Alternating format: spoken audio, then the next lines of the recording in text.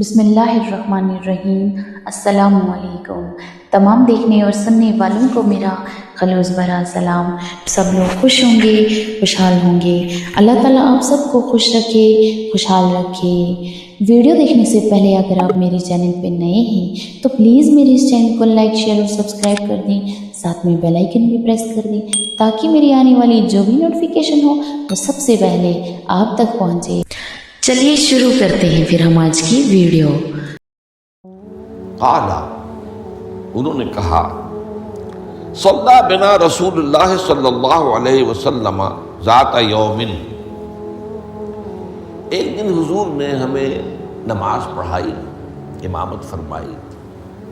ثم اقبل علینا بوجہہ، پھر اپنا چہرہ، اپنا رخ ہماری طرف کر کے آپ نے گفتگو شروع کی۔ فوعظنا موعظۃ بلیغۃ، پھر آپ نے ایک ایسا واعظ فرمایا جو بہت ہی دلوں میں اتر جانے والا تھا۔ بلیغ، بلغ، پہنچ جانا، تو گویا کہ وہ ہمارے دلوں میں سرایت کر گیا۔ ذرفت منہ العیون، اس کی تاثیر اس درجے ہوئی کہ ہماری آنکھوں میں آنسو ابل آئے، بہہ پڑی ہماری آنکھیں۔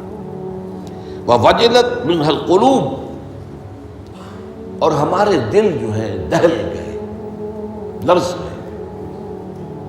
فَقَالَ رَجُلٌ، تو عرض کیا ایک شخص نے،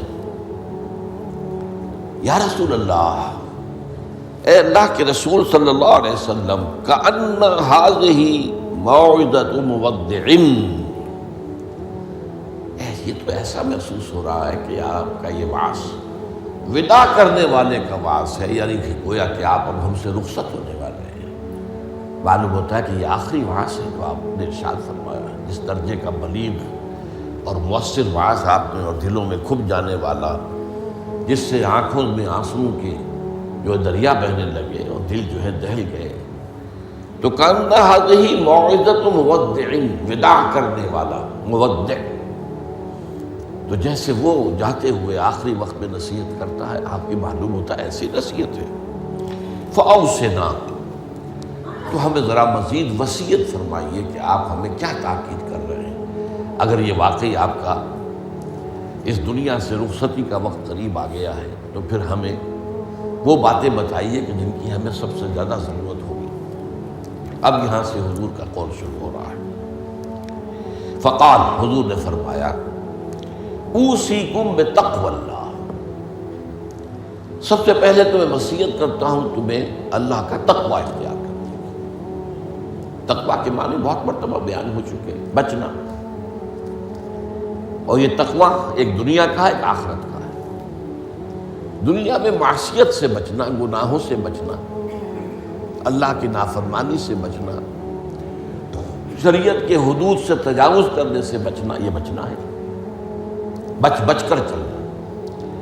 جیسے کہ کسی گھنے جنگل میں سے گزرنا پڑے انسان کو، اور وہاں کوئی پگڈنڈی بھی نہیں، کوئی راستہ بنا ہوا نہیں، اونچی اونچی گھاسیں اور درخت ہیں، اور اگر وہ امیزون کا ٹاس ہو یا کانگو کا ٹاس ہو تو درختوں سے لٹکے ہوئے بھی سانپ موجود ہوتے ہیں۔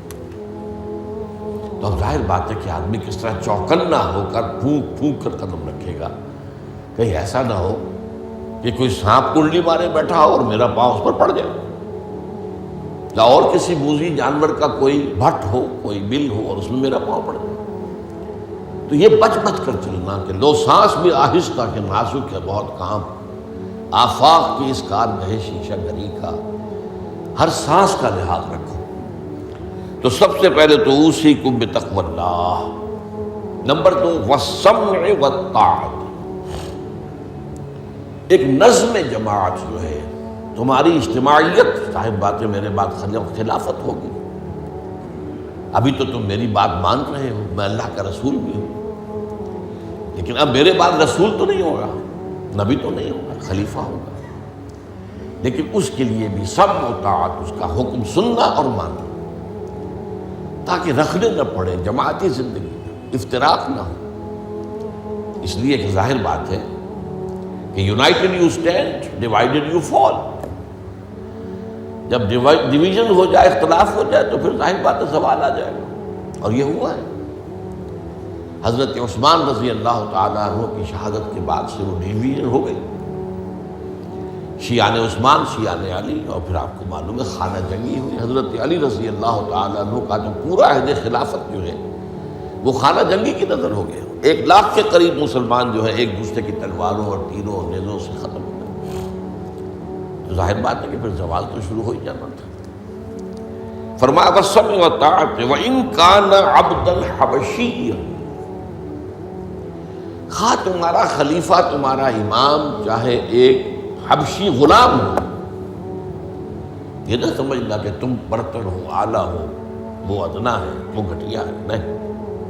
حبشی غلام بھی ہو تو فَإِنَّهُ مَن يَعْشُ مِنكُم بَعْدِي فَسَيَرَىٰ اخْتِلَافًا كَثِيرًا، اس لیے کہ تم میں سے جو بھی میرے بعد زندہ رہے گا وہ بہت کثرت کے ساتھ اختلاف دیکھے گا کہ مسلمانوں میں اختلاف ہو جائے. اختلاف تو حضرت ابوبکر کے زمانے بھی ہوا، بس بات ہو گئی، اختلاف رائے ہو گیا، پھر فیصلہ ہو گیا، پھر سب عمل کر رہے ہیں. ایسا تو کبھی ہو ہی نہیں سکتا انسانی معاملات میں کہ اختلاف نہ ہو، لیکن اختلاف میں شدت ہو جائے، میری بات لازماً مانی جائے، یہ وہ چیز ہے. ایجاب کل ذی رائے برائے ہی، کہ ہر شخص جو صاحب رائے ہے وہ اپنی رائے پہ اڑ جائے اور اسی کو اچھا سمجھے. تو پھر جماعت کیسے چلے گی؟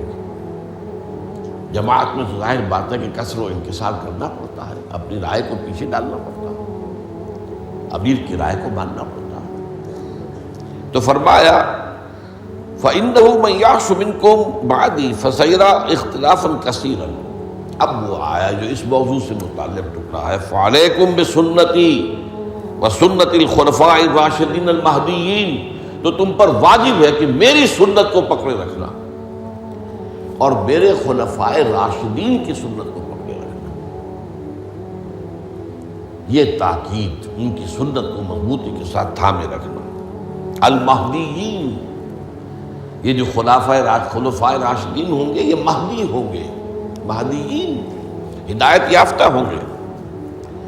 تمسکوہا وعضوہا بالنواجذ، دیکھو میری سنت کو اور میرے خلفائے راشدین کی سنت کو اپنے دانتوں سے پکڑ کر رکھو.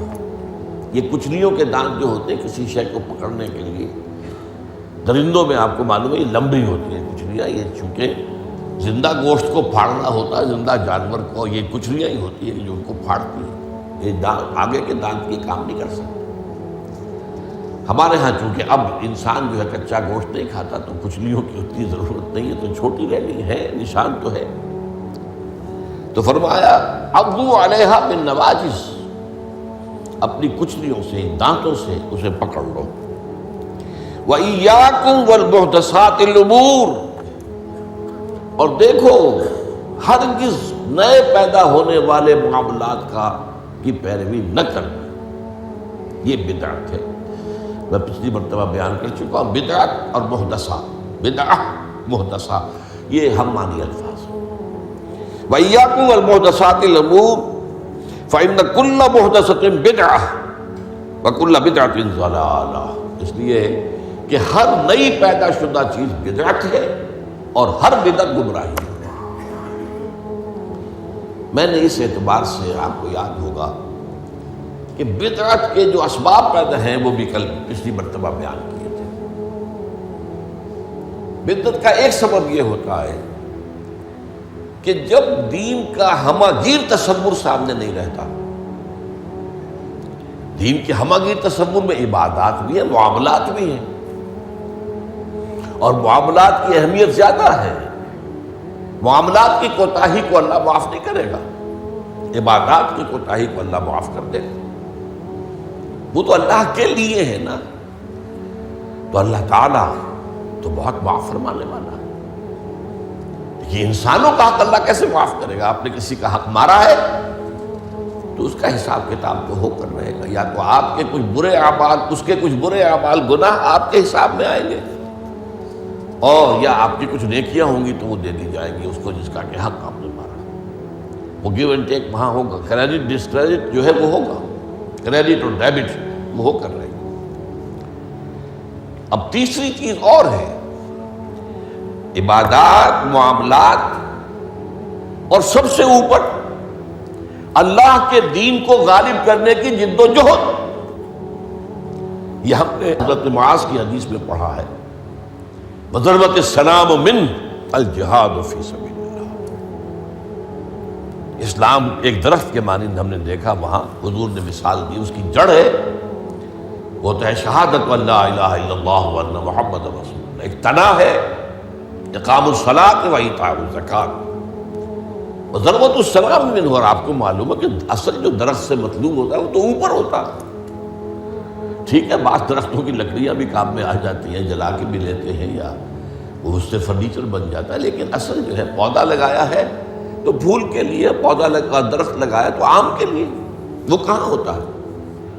وہ تو جڑ میں تو نہیں لگتا، وہ تنے پر نہیں لگتے، وہ تو اوپر۔ تو وہ جو چوٹی ہے وہ جہاد فی سبیل اللہ ہے۔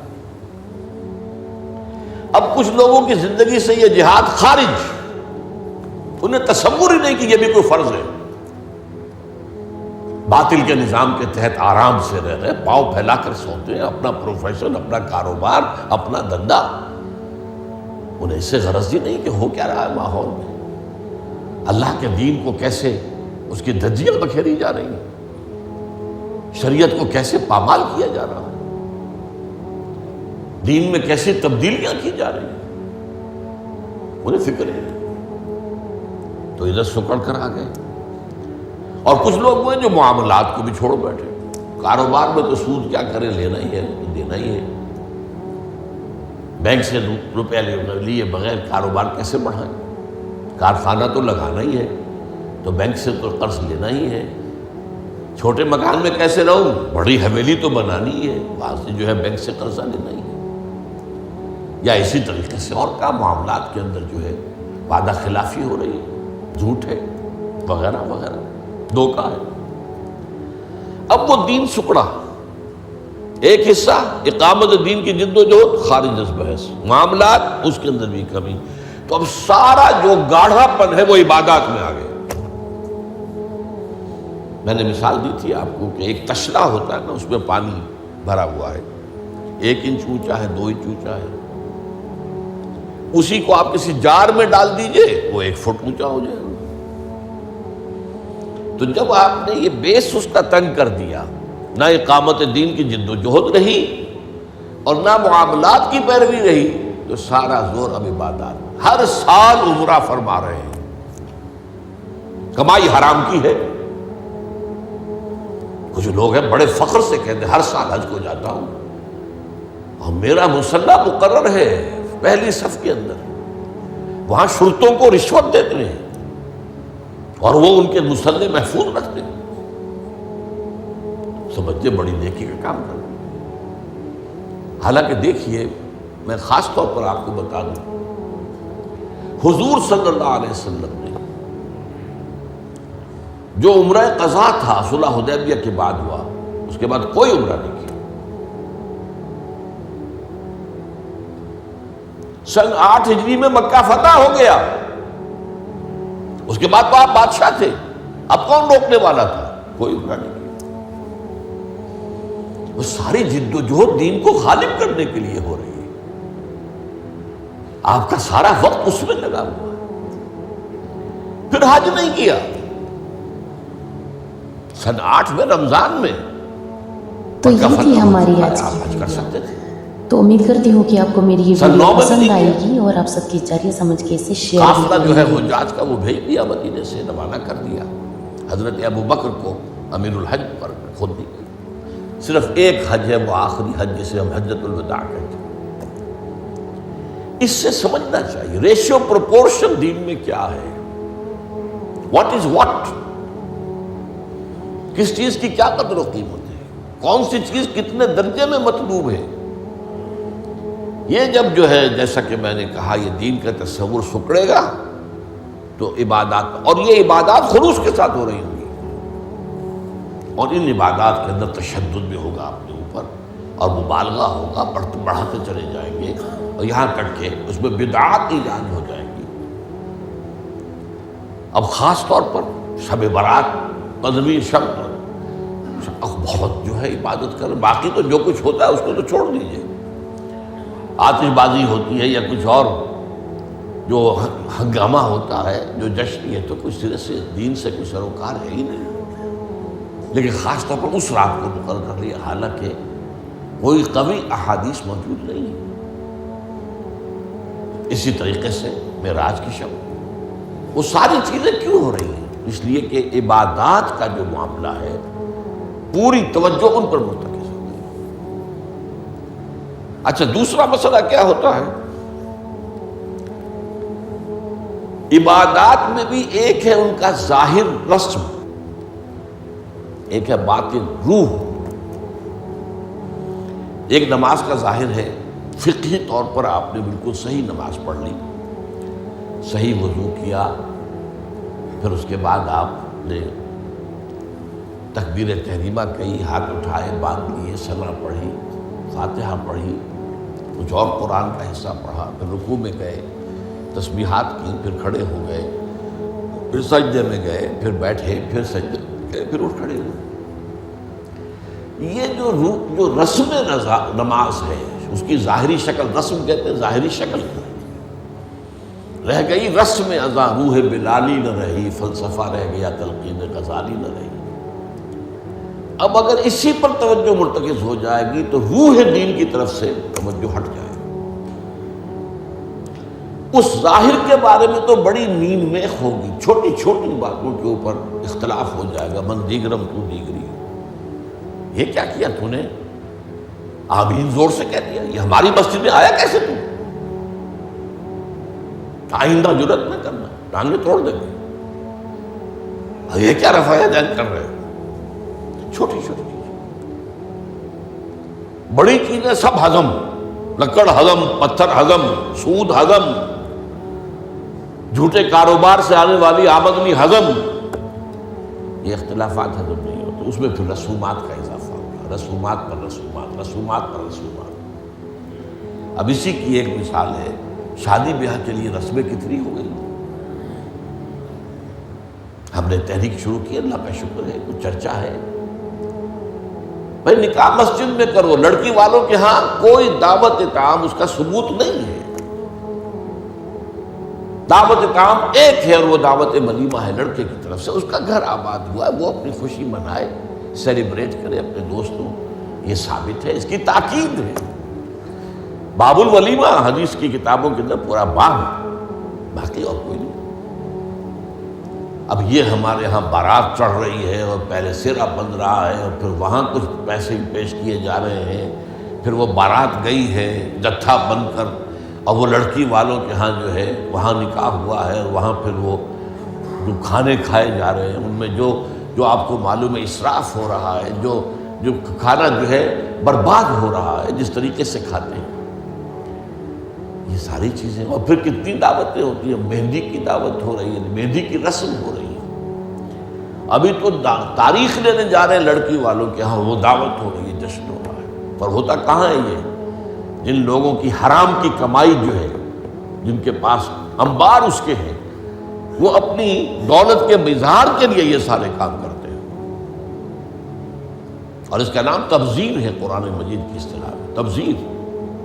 ان المبذرین کانوا اخوان الشیاطین، یہ جو پیسے لٹانے والے ہیں اپنے نام و نمود کے لیے، شہرت کے لیے، دکھاوے کے لیے، یہ شیطانوں کے بھائی ہیں۔ نتیجہ کیا نکلتا ہے؟ آپ کے پاس تو دولت کے انبار تھے، آپ نے کیا، ایک غریب آدمی کی مصیبت ہو گئی، وہ کیا کرے؟ میری بیٹی کیا کہے گی؟ میری شادی پر میرا باپ یہ بھی نہیں کر سکتا۔ وہ کھاتے پورے کرتے ہیں جس طرح بھی ہو، کچھ بھی، کہیں حرام سے کمائیں، کہیں چوری کریں، کہیں ڈاکہ ڈالیں، کہیں رشوتیں لیں، جس کے ہاں چند بیٹیاں ہو جائیں اس کی نیندیں حرام ہو جاتی ہیں۔ جبکہ اسلام کا اصول یہ ہے، شادی میں لڑکی والوں کا ایک پیسہ بھی خرچ نہیں ہونا چاہیے، مہر لڑکا دے گا، محفل نکاح میں چھوارے لائے یا کچھ اور لائے، ٹافیاں لائے، کوئی چائے منہ میٹھا کرانے کے لیے لڑکا لائے گا، ولیمہ لڑکا کرے گا، لڑکی والوں کو تو خرچ ہی نہیں، نہ جہیز کا کوئی تصور اسلام میں۔ لیکن ہمارے یہاں سارا معاملہ الٹا ہے۔ تو یہ ہے اصل میں جو اسباب ہوتے ہیں۔ اس میں نے ایک چیز آپ کو اور بتائی تھی، جہاں کوئی بدعت آئے گی وہاں سے کوئی سنت غائب ہو جائے گی۔ حدیث سنانے سے رہ گئی تھی، ما احدث قوم بدعۃ الا رفع مثلها من السنۃ، رواہ احمد رحمہ اللہ۔ کوئی قوم بھی کوئی بدعت ایجاد نہیں کرتی مگر یہ کہ اس کی جگہ سے سنت اٹھ جاتی ہے۔ تو یہ تھی ہماری آج کی ویڈیو۔ تو امید کرتی ہوں کہ آپ کو میری یہ ویڈیو پسند آئے گی اور آپ سب کی جاری سمجھ کے اسے شیئر بھی کریں گے۔